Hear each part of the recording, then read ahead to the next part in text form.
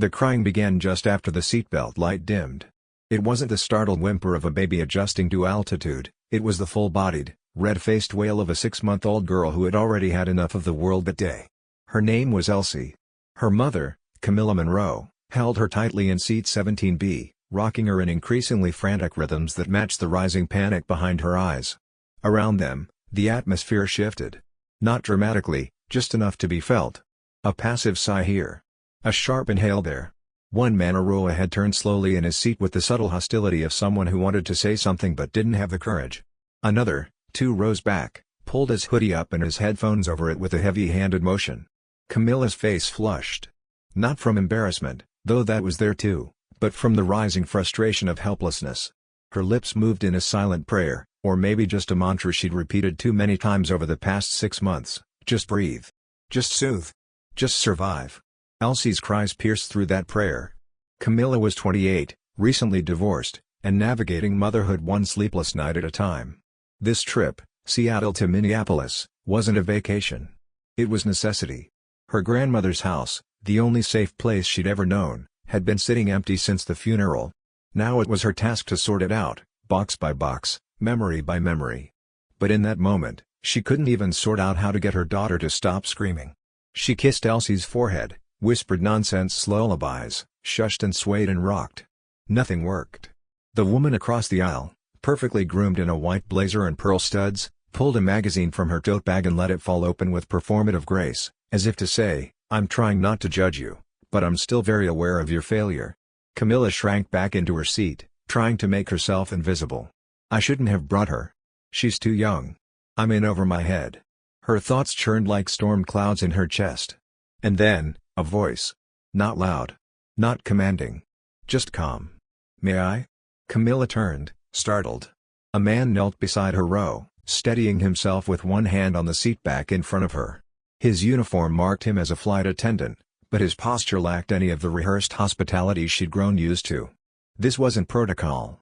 This was something else. He looked to be in his 40s, maybe early 50s. Salt and pepper curls peeked from beneath his hat, and there was a worn kindness in his amber eyes. His name tag read Lucas. Camilla hesitated. I'm trying," she said, her voice hoarse. Lucas nodded gently. "I can tell." He didn't reach for the baby. He didn't offer advice. He simply leaned in close, lowered his voice to a breath, and began to hum. It wasn't a melody Camilla recognized at first. But it wasn't generic, either. It wasn't one of those commercial lullabies stuffed inside every children's toy. It was older. Slower. Full of breath and longing and something else. A note held too long. A pause that lingered. Elsie stopped crying mid-sob. She blinked once, as if listening. Then twice. And then, miracle of miracles, rested her cheek against her mother's chest and closed her eyes. Camilla didn't breathe. Not for a full 30 seconds. Around her, the tension in the cabin lifted, passengers returning to books, to naps, to half-hearted glances at the drink menu. Lucas remained kneeling for a moment longer. His face hadn't changed. He wasn't smug, wasn't proud. In fact, he looked distant. What did you sing?" Camilla asked in a whisper, afraid that raising her voice might undo the magic. Lucas didn't meet her eyes at first. When he did, there was a flicker behind them. Not pain. Not exactly. More like recognition. "It's just an old tune," he said. "One I haven't sung out loud in years." Camilla tilted her head, something tugging at the edge of her mind. It sounded like, "I don't know. I think I know that song." Lucas rose slowly, his knees stiff. "I was raised for a while in Nebraska. Lived with a woman named Teresa. She was the only one who ever sang that song to me." Camilla's breath caught in her throat. "My grandmother," she said softly, "was named Teresa. Teresa Monroe." Lucas froze. The name didn't land like a bomb. It landed like a memory. A smell you haven't sensed in years but recognize instantly. A photograph buried for decades but burned into your mind. He swallowed, blinking. Teresa Monroe. Southwood neighborhood? Church on Maple? Camilla nodded, her voice trembling. "Yes. She used to hum that song when I was little. Said it came from her mother." Lucas sat down in the empty seat beside her, suddenly looking far more human than flight staff.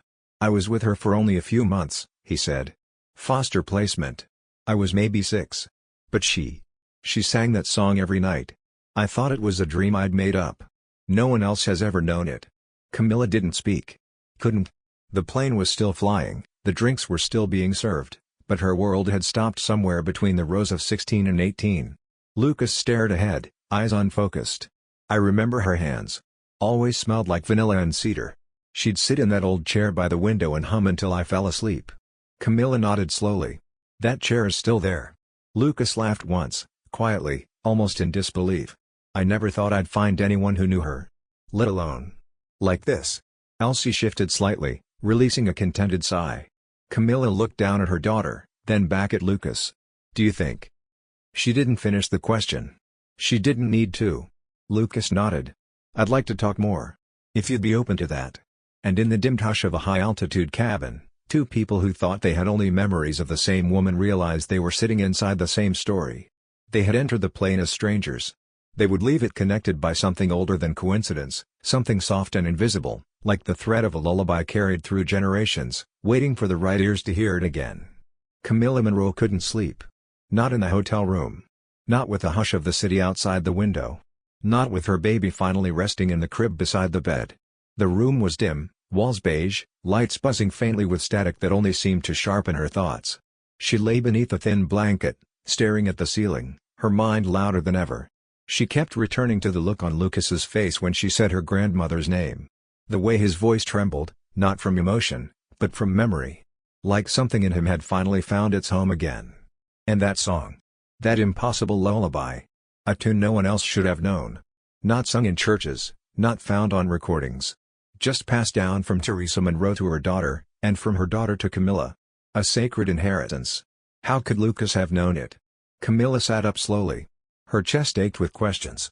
She moved carefully to her suitcase and pulled out a cloth-wrapped bundle, a stack of unopened letters tied with navy ribbon. Her grandmother's letters. She hadn't had the courage to go through them. Not since the funeral. Not with the grief still raw, like a wound that kept reopening. But now. Now she needed answers. She untied the ribbon, hands trembling slightly. The letters were yellowed with time, but her grandmother's handwriting was still as elegant as ever. On top, in faded blue ink, one envelope was marked. To be opened only when you're ready to remember. Camilla hesitated, then opened it. My Camilla. If you're reading this, then you've made your way back to a piece of the past. I always hoped you would. There are things I never said aloud, things too heavy to place on a child's shoulders. But you're grown now. And you deserve the truth. There was a boy once. His name was Jamie. Or at least, that's what I called him. He came to me through the state when he was 5, small, quiet, scared of everything. His eyes were green like spring leaves after rain. I loved him, Camilla. Like he came from my own blood. For 3 months, he was mine. And then they took him. Said it was temporary. Said I wasn't family. That I had no claim. But in my heart, he never left. I used to hum that old lullaby to him. The same one I sang to your mama. The one you still hum without realizing. I prayed that somewhere, he might still carry it, even if he forgot me. Camilla froze, tears pooling in her eyes. Jamie. Lucas. It had to be. She kept reading. I've kept some things. In the attic. Under the eaves, where the old blue trunk lives. You'll know which one. If the time ever feels right, go look. And if by some miracle, that boy finds his way back to you. Tell him he was always mine, too. Camilla clutched the letter to her chest, her breath trembling. She looked down at Elsie, still peacefully sleeping, her tiny fists curled around a stuffed fox. She whispered, "We have to go home." The next morning, Camilla bundled Elsie in her stroller and caught the first available bus to Southwood, the neighborhood where she'd grown up. The house had been empty for almost a year, but Camilla still had the keys. She stepped inside with a strange mix of reverence and hesitation. The air smelled like dust and cedar. The same couch. The same old rug. Everything looked untouched, yet hollow, like a stage set waiting for its actors to return. Elsie babbled softly as they climbed the narrow staircase to the attic. Camilla opened the door slowly. The wooden stairs groaned beneath her weight. The light filtering through the small window was soft and dappled with floating specks of dust. And there it was. The old blue trunk. It sat exactly where her grandmother had always kept it, under the slope of the roof, beside boxes of Christmas ornaments and forgotten photo albums. Camilla knelt down, pulled the latch open, and lifted the lid. Inside were objects wrapped in cloth and bundled carefully, a rosary, A child's drawing of a house, a stuffed bear missing an ear. There were photos, too. Most were black and white, or faded Polaroids. But one photo stopped her. A small boy sat on her grandmother's lap, smiling, just barely. His blonde curls framed a face full of shadows. In the photo's corner, her grandmother's handwriting read, "Jamie, summer '89. The boy who called me mama." Camilla's heart kicked. It was Lucas. The same eyes. The same expression. A little older now, but unmistakable. Beneath the photo was another letter. Not to her, but addressed to someone else. "To the child I never stopped loving." Camilla didn't open it. Not yet. She wasn't the one it was meant for. She sat there for a long while in the attic, the photograph in one hand and her sleeping daughter beside her. She felt the past rising like water, but for the first time, it didn't feel like it was drowning her. It felt like it was asking to be known. Later that night, she messaged Lucas. "Can we meet tomorrow? I found something. I think it's yours." His reply came quickly. "Tell me when and where. I'll be there." The next afternoon, they met at a small cafe tucked on a quiet street near the lake. Camilla arrived first, Elsie already asleep in the stroller beside her. Lucas entered a few minutes later, carrying 2 coffees and something wrapped in parchment paper. "Banana bread," he said with a small smile. "I remembered you said it was your comfort food." Camilla blinked, caught off guard by the thoughtfulness. "Thank you." They sat across from one another, steam rising between them. "I went to the attic," she said after a pause. "Found the trunk. Found a letter. And a photo." Lucas's jaw tightened, his fingers curling slightly. "I want you to have them," she continued. It's yours. Part of your story." She handed him the photo first. Lucas stared at it for a long time. His breath caught audibly in his throat. "I remember this day," he said softly. "She made lemonade. I spilled it on myself, and she didn't even get mad. Just laughed. Said, 'Now you smell like summer, too.'" Tears welled in his eyes. "I thought I made her up," he whispered. "Thought maybe I'd just invented her to survive the rest." Camilla shook her head. "She was real. She remembered you. She never stopped." Lucas's hands trembled as he took the unopened letter. "Do you want to read it here?" she asked. He shook his head. "Not yet. I want to be somewhere quiet." They sat for a while in silence, the air filled with something sacred and soft. Camilla didn't know what came next. She didn't know if this man would become part of her life, or if this was simply a moment of healing and closure. But she knew this: love had reached across decades to deliver one message loud and clear. You were not forgotten. Lucas stood on the porch of Camilla's childhood home, the photo in his hand, the letter now unfolded in his coat pocket.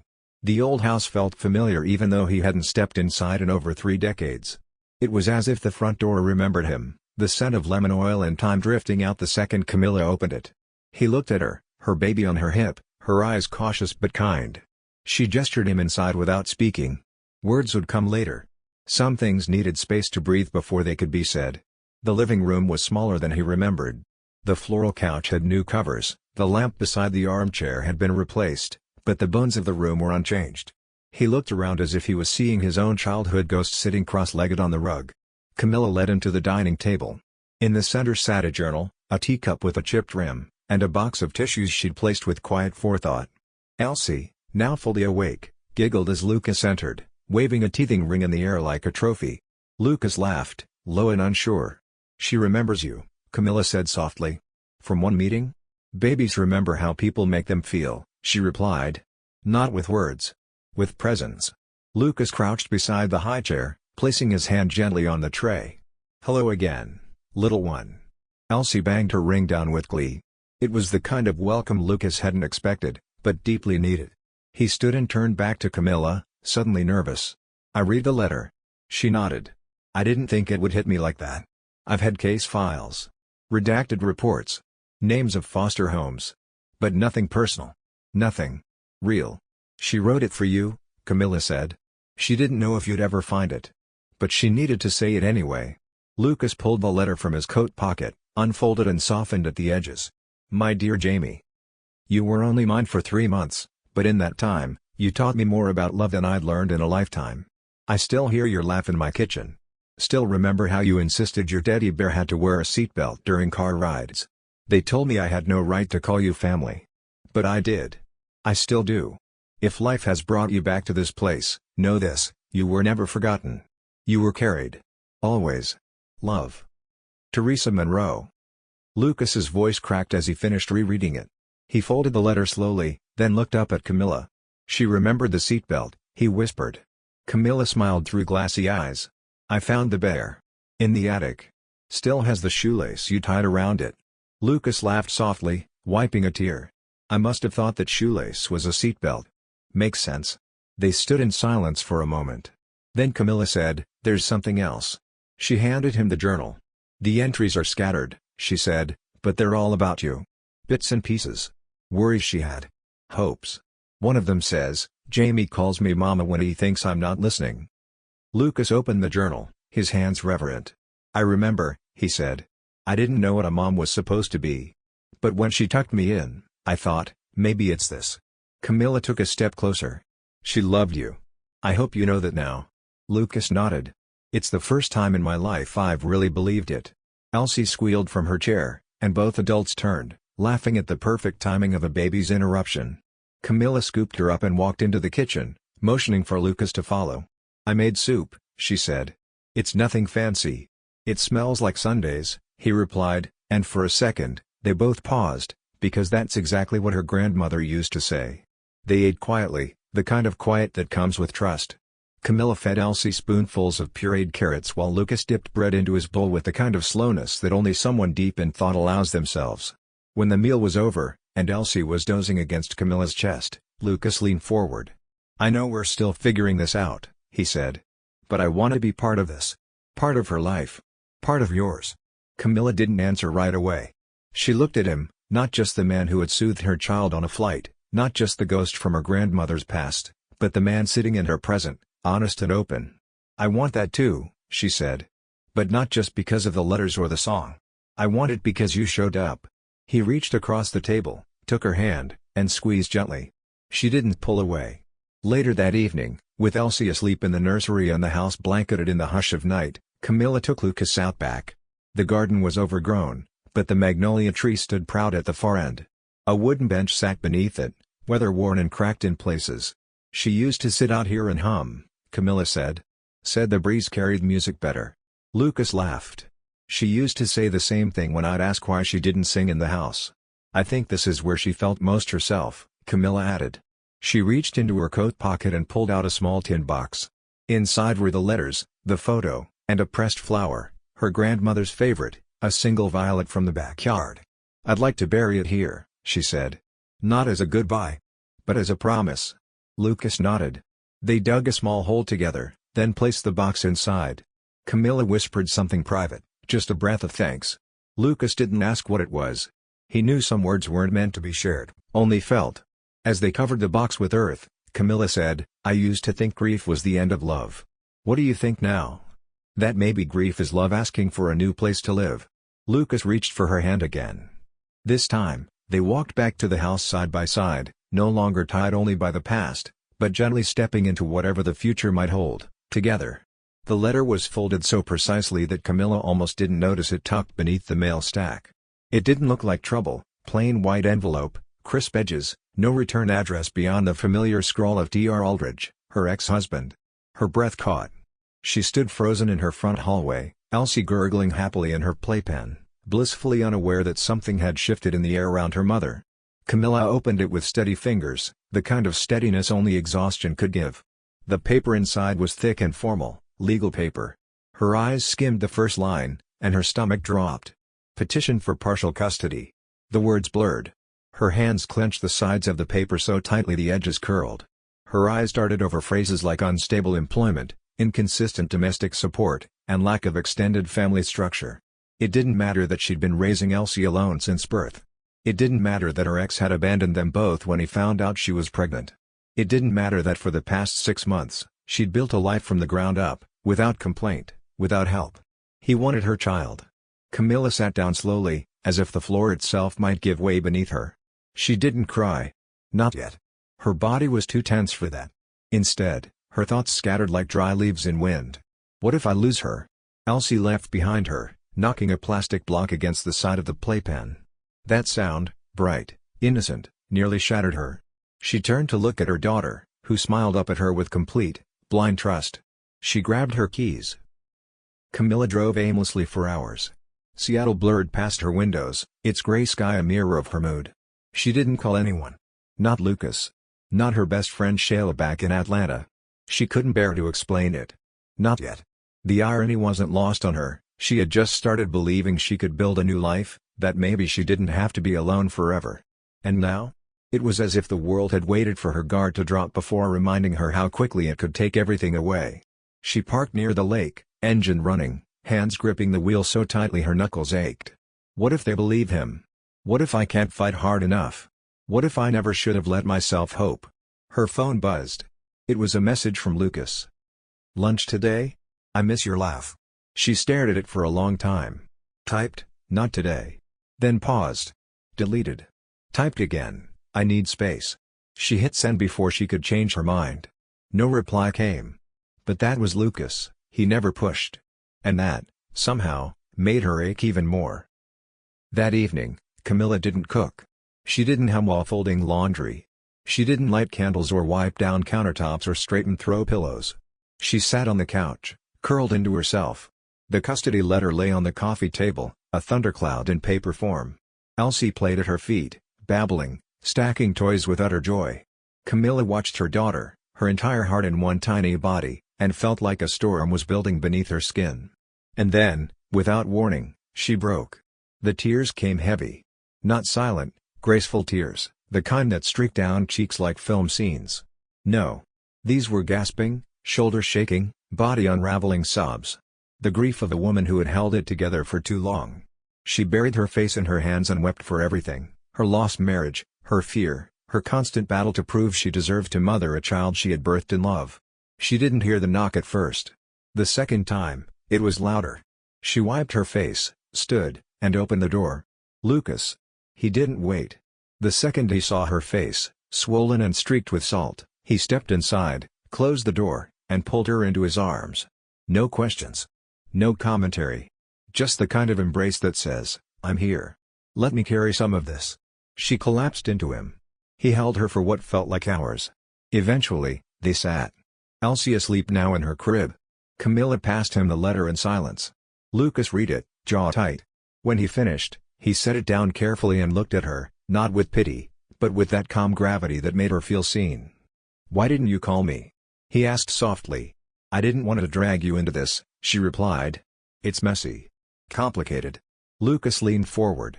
Camilla, I'm not here for the easy parts. I want the real ones. The hard ones. The parts that need stitching. She looked at him, raw and honest. What if I lose her? You won't. You don't know that. No, he said, but I know this, you're not alone. Not anymore. She shook her head, tears returning. I don't know how to trust that. I've done this by myself for so long. Then let me earn it, he said. One day at a time. There was a stillness between them after that. Not empty, but full of breath and hope and all the things that words fail to hold. And in that stillness, Camilla whispered something she hadn't said in a very long time. I'm so tired of being afraid. Lucas took her hand, warm and steady. Then let's build something stronger than fear. The next morning, Camilla woke before dawn. The letter was still on the coffee table, but something inside her had changed. She didn't feel powerless anymore. She made coffee. Fed Elsie. And then sat down at the kitchen table with a pen and a blank sheet of paper. She began to write. Not to her ex. But to herself. A letter of intent. A declaration of who she was, what she'd fought through, and what she was willing to fight for. She didn't know how the court would rule. She didn't know what obstacles lay ahead. But for the first time in her life, she knew this. She would not face them alone. She would not fight for survival. She would fight for joy. Because love had finally come home. And she wasn't letting go. 3 years later, the magnolia tree behind the house bloomed taller than it ever had before. Its wide branches stretched across the backyard like a guardian, petals fluttering down in slow spirals over the bench beneath it. The same bench where Camilla once buried a time capsule with Lucas, the journal, the letters, and a piece of their shared beginning. Today, laughter floated on the spring breeze. The yard had been transformed with string lights, picnic tables, paper lanterns, and chalk drawings scrawled across the driveway courtesy of several over-sugared children. On the back gate, a hand-painted banner read, "Welcome home, Auntie Shayla." Inside, Camilla stood at the kitchen island frosting cupcakes, her fingers deftly swirling pale pink buttercream in small spirals while humming a soft tune under her breath. It was the lullaby. The same one passed down from her grandmother. The same one that had started everything. Beside her, Elsie, now 4, with a crown of glittery construction paper perched slightly askew on her head, placed gummy bears onto each finished cupcake with great solemnity. "Are these ready for the Queen's approval?" Camilla asked, grinning. "I am the cupcake queen," Elsie declared, pressing another bear into the icing. "They are perfect." From the living room came the sounds of hammering, light, non-damaging hammering, and Lucas's voice cursing softly as he struggled to hang a photo frame above the fireplace. Camilla peeked around the corner. "You okay in there?" Lucas turned, a roll of painter's tape in one hand and a slightly crooked frame in the other. "Define okay." She laughed. Even after all this time, the way he looked at her, unassuming, warm, unshaken, still softened the air between them. Their life together hadn't arrived in grand declarations. It had come in small moments. Soup made on tired nights. Legal forms filled out together by candlelight. Hugs given without need for words. Courtroom hearings where Lucas sat beside her, unflinching, while they proved Camilla's home was the only one Elsie had ever truly known. Thomas, her ex, had eventually backed down. Camilla never learned why. Maybe it was the witnesses they'd gathered. Maybe it was the polished but potent testimony Lucas gave. Maybe it was the look in Camilla's eyes when she told the judge, "I've fought for her every day since she was born. I will not stop now." Either way, the papers had arrived months ago, full legal custody granted to Camilla Monroe. They'd framed the final page and tucked it behind the family photos in the hallway. A quiet trophy. That evening, as twilight draped itself across the backyard, guests began arriving. Shayla, Camilla's best friend from Atlanta, appeared in a flowy navy dress, arms outstretched. "Let me see my girls." Elsie sprinted into her arms, cupcake frosting still on her cheek. Neighbors wandered in. Ms. Harriet from next door, who'd started bringing over sourdough once a week, George from down the block, who had somehow become a second grandfather to Elsie, and one of Lucas's co-workers from the airline, a young woman named Fern who always brought the best stories from the skies.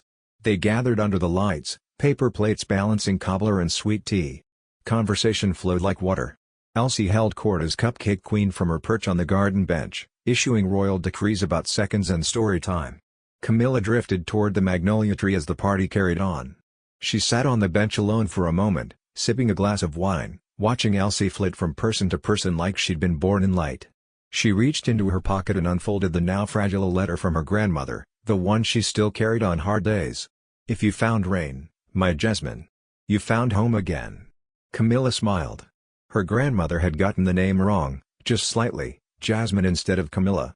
But she always believed the nickname was something deeper. Rain. Like renewal.